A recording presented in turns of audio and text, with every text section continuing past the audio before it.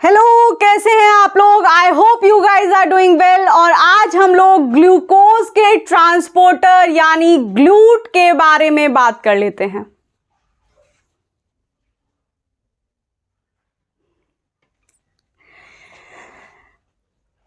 तो ये जो ग्लूकोज होता है इसका मूवमेंट एनिमल सेल में 3 तरीके से होता है, यानी 3 अलग अलग प्रोसेस होते हैं जो कि ग्लूकोज के ट्रांसपोर्टेशन में इन्वॉल्व होते हैं।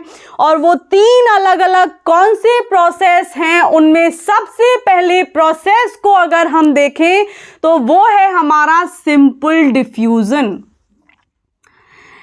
लेकिन हम लोगों को पता है क्योंकि ये जो ग्लूकोज का मॉलिक्यूल होता है ये बड़ा सा मॉलिक्यूल होता है, और दूसरी बात ये होती है क्योंकि ये अनचार्ज्ड पोलर मॉलिक्यूल है और साइज में बड़ा होता है, तो सिंपल डिफ्यूजन से इसके ट्रांसपोर्टेशन के चांसेस बहुत कम होते हैं।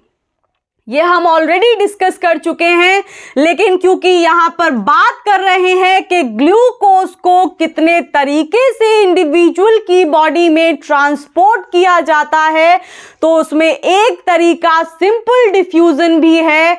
हम लोगों ने पीछे भी ये डिस्कस किया था कि कभी कभार कुछ केसेस में ऐसा होता है कि ये जो ग्लूकोज का मॉलिक्यूल है ये बड़ा सा अनचार्ज्ड पोलर मॉलिक्यूल है, कभी कभार सिंपल डिफ्यूजन से भी प्लाज्मा मेम्ब्रेन नामक नदी को क्रॉस कर लेता है। लेकिन ऐसा ऐसे होता है कि once in a blue moon हो गया, यानी बड़ी मुश्किल से होता है। तो अगर पहले प्रोसेस की बात करें तो वो सिंपल डिफ्यूजन है, लेकिन यहां पर ग्लूकोज की बात नहीं बनती है। इसका मूवमेंट बहुत ही ज्यादा रेस्ट्रिक्टेड होता है, बहुत कम देखने को मिलता है। और अगर हो भी जाए ऐसा कि ग्लूकोज हमारा सिंपल डिफ्यूजन से ट्रांसपोर्ट हो रहा है, तो ये सिर्फ 2 लोकेशंस पर देखने मिलता है। उसमें से पहली लोकेशन हमारी किडनी है और दूसरी लोकेशन इंटेस्टाइन है। लेकिन वही है कि भाई once in a blue moon scenario है कि बड़ी मुश्किल से ऐसा देखने को मिलता है कि ये बड़ा सा ग्लूकोज का मॉलिक्यूल अपने ग्लूट को छोड़ करके सिंपल डिफ्यूजन से ही प्लाज्मा मेम्ब्रेन को क्रॉस कर दे। हाइड्रोफोबिक गैस थोड़ी ना है, ऑक्सीजन थोड़ी ना है जो ऐसे ही क्रॉस करा देगी प्लाज्मा मेम्ब्रेन। अगर वहीं पर दूसरे प्रोसेस की बात करें तो वो फैसिलिटेटेड डिफ्यूजन है। डिटेल में भी डिस्कस कर चुके हैं। पैसिव ट्रांसपोर्टेशन का टाइप है, और पैसिव ट्रांसपोर्टेशन में भी इसकी 2 फर्दर कैटेगरीज हम लोग डिस्कस किए थे। पहली कैरियर मीडिएटेड, जहां पर नाव वाले एग्जाम्पल देखे थे, और दूसरी थी चैनल मीडिएटेड, जहां पर हमने सेतु बना करके मॉलिक्यूल्स को, आयंस को ट्रांसपोर्ट किया था एक जगह से दूसरी जगह पर। तो अगर फैसिलिटेटेड डिफ्यूजन की बात करें ग्लूकोज के कॉन्टेक्स्ट में, तो यही बहुत ज्यादा बड़ा और बहुत ज्यादा इंपॉर्टेंट प्रोसेस है। यानी कि फैसिलिटेटेड डिफ्यूजन की हेल्प से ही ज्यादा से ज्यादा ग्लूकोज के मॉलिक्यूल्स का ट्रांसपोर्टेशन होता है। और अगर हम लोग फैसिलिटेटेड डिफ्यूजन में भी देखने की कोशिश करें तो हम लोगों ने देखा था कि ये जो फैसिलिटेटेड डिफ्यूजन होता है ये फर्दर 2 कैटेगरीज में बांटा जाता है। और वो जो 2 कैटेगरीज थी, हमारी पहली कैटेगरी थी कैरियर मीडिएटेड और दूसरी कैटेगरी थी चैनल मीडिएटेड।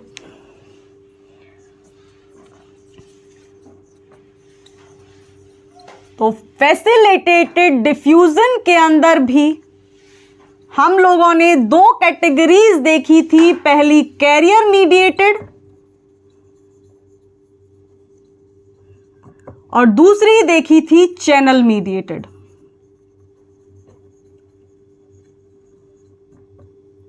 आ रहा है कुछ याद? नहीं आ रहा तो वीडियो नहीं देखे हो आप लोग, जा करके चेक कर लो, पैसिव मूवमेंट वाला वीडियो। तो कैरियर मीडिएटेड के अंदर क्या था और चैनल मीडिएटेड के अंदर क्या था वो डिटेल में हम लोग पहले ही डिस्कस कर चुके हैं कि भाई मान लो ये हमारी प्लाज्मा मेम्ब्रेन है और इस प्लाज्मा मेम्ब्रेन को हमने नाम दे लिया था कि भैया ये है हमारी प्लाज्मा मेम्ब्रेन नदी। और ऑब्वियसली नदी के अंदर पानी तो होगा ही होगा।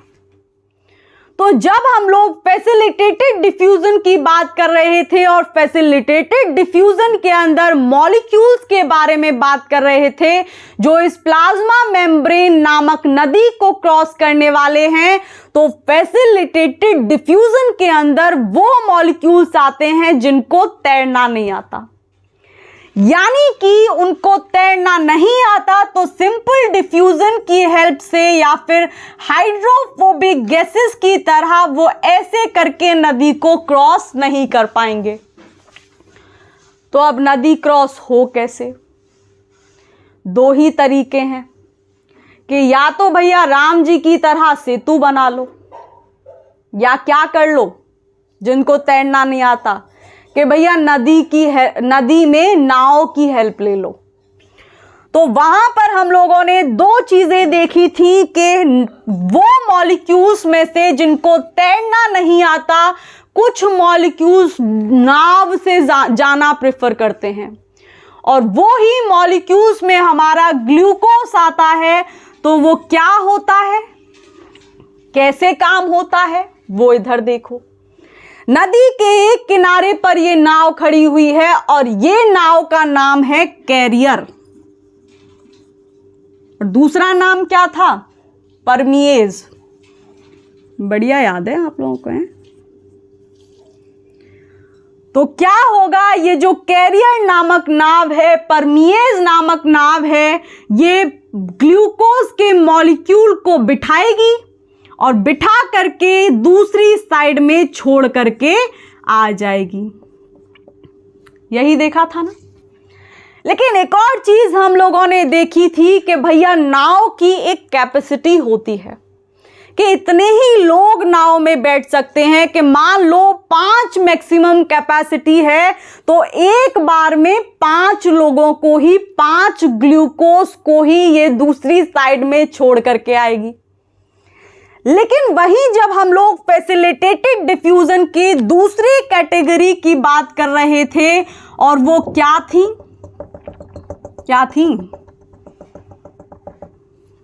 मुझसे मत पूछो, वो थी हमारी चैनल मीडिएटेड कैटेगरी के वो मॉलिक्यूल्स जो नाव से नहीं जा रहे थे, जो कैरियर और परमिएज को पसंद नहीं कर रहे थे, वो अपना ब्रिज बना लेते हैं कि भाई हम लोग हैं काम करने वाले लोग, अपना ब्रिज बनाएंगे तभी इस नदी को क्रॉस करेंगे, वरना क्रॉस नहीं करेंगे। तो वो जो मॉलिक्यूल्स थे वो चैनल बना लेते हैं, और ये जो चैनल होता है ये फैसिलिटेटेड डिफ्यूजन की दूसरी कैटेगरी होती है। तो नाम दे लो भैया चैनल, नाराज हो जाए कहीं। और ये जो चैनल है इस पर लगा दिए जाते हैं गेट, और गेट का काम क्या होता है? रोक लो, बाहर से कोई ना आने पाए अंदर और अंदर से ना कोई जाने पाए बाहर। तो यही काम इस चैनल के ये गेट भी करते हैं। मतलब कि जब ये गेट खुलेंगे तो कितने भी मॉलिक्यूल्स दूसरी साइड में क्रॉस करके नदी के पहुंच जाओ, प्लाज्मा मेम्ब्रेन की दूसरी साइड पहुंच जाओ। लेकिन जब इस चैनल के गेट बंद कर दिए जाएंगे तो एक भी मॉलिक्यूल इस प्लाज्मा मेम्ब्रेन को क्रॉस नहीं कर सकता। तो यहां पे दूसरी चीज भी समझ में आई होगी कि नदी के पार करने के लिए ये जो कैरियर यूज करते हैं, जो मॉलिक्यूल्स, ये कैरियर एक टाइम के बाद सैचुरेट हो जाता है।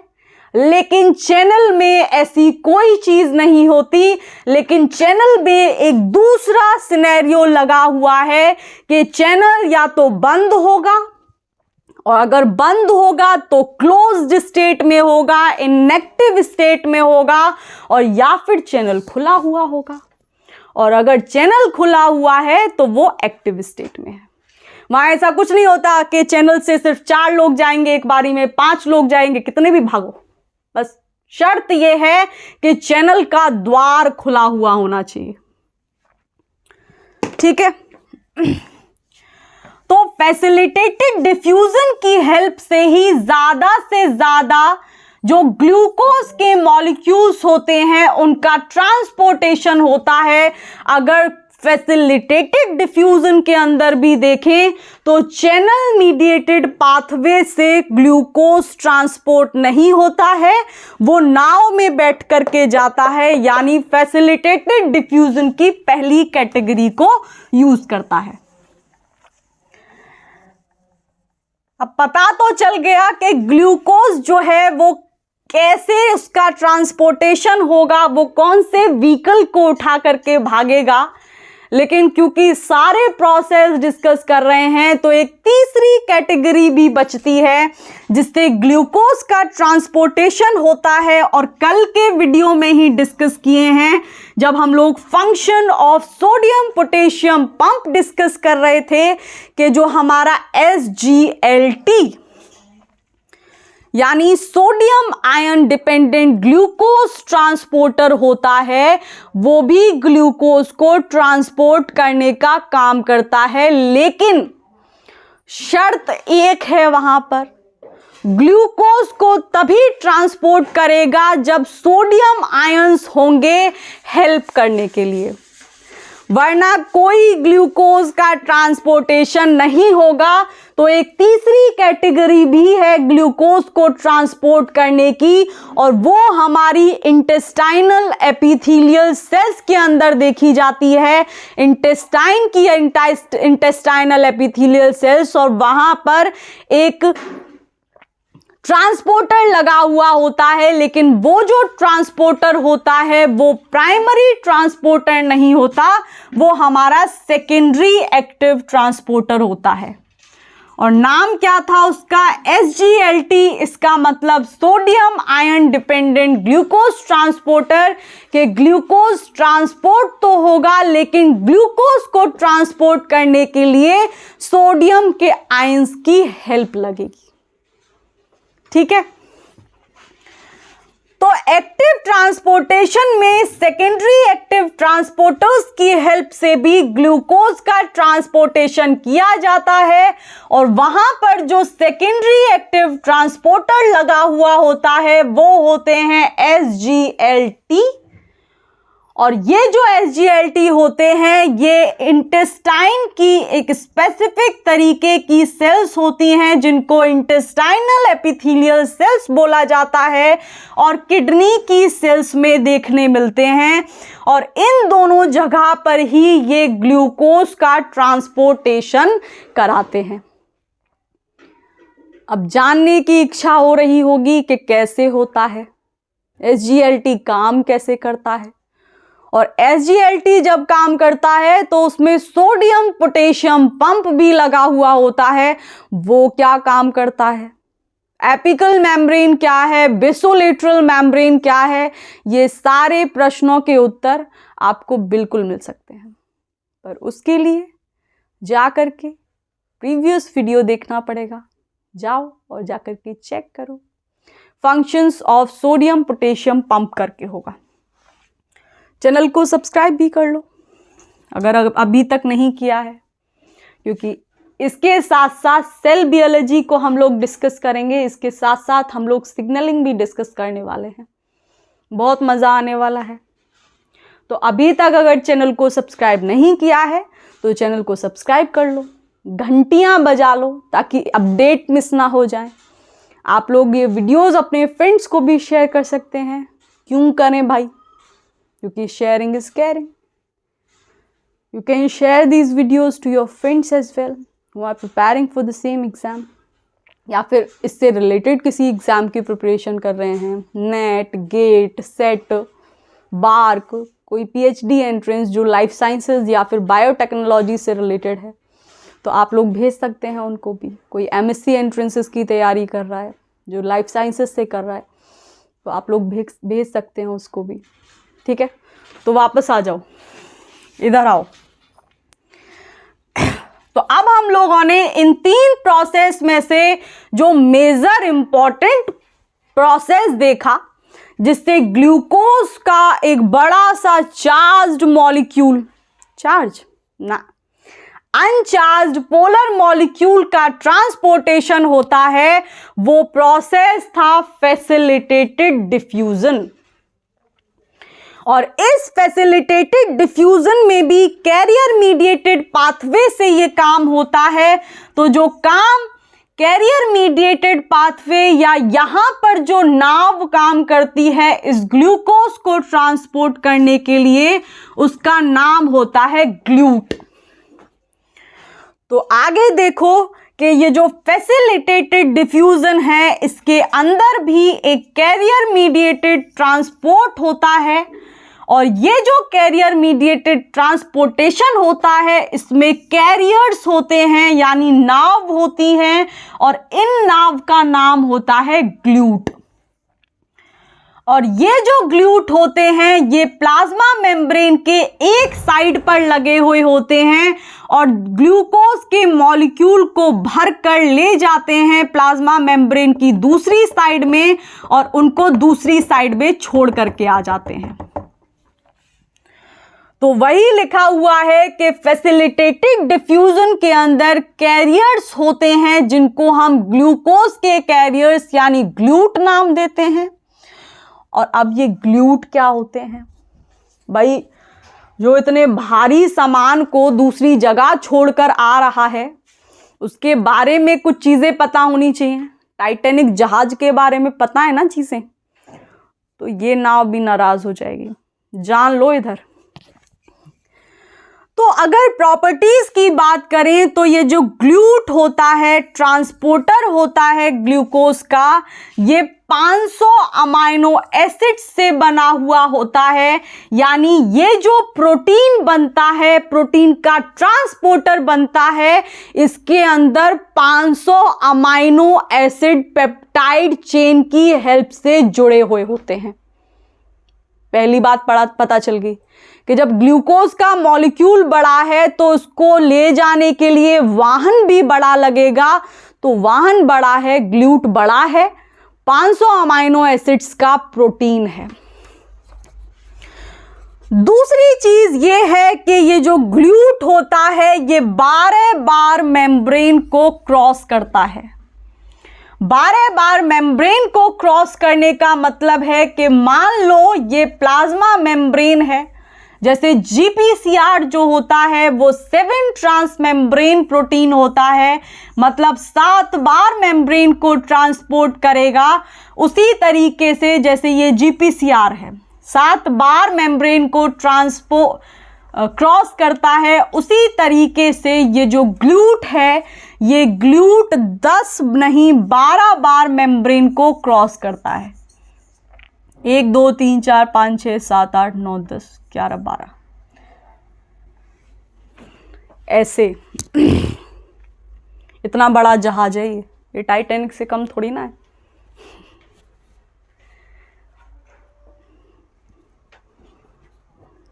आगे इंपॉर्टेंट सा पॉइंट लिखा हुआ है, प्रश्न पूछे जाते हैं इस पॉइंट में से, थोड़ा सा ध्यान से समझ लेना।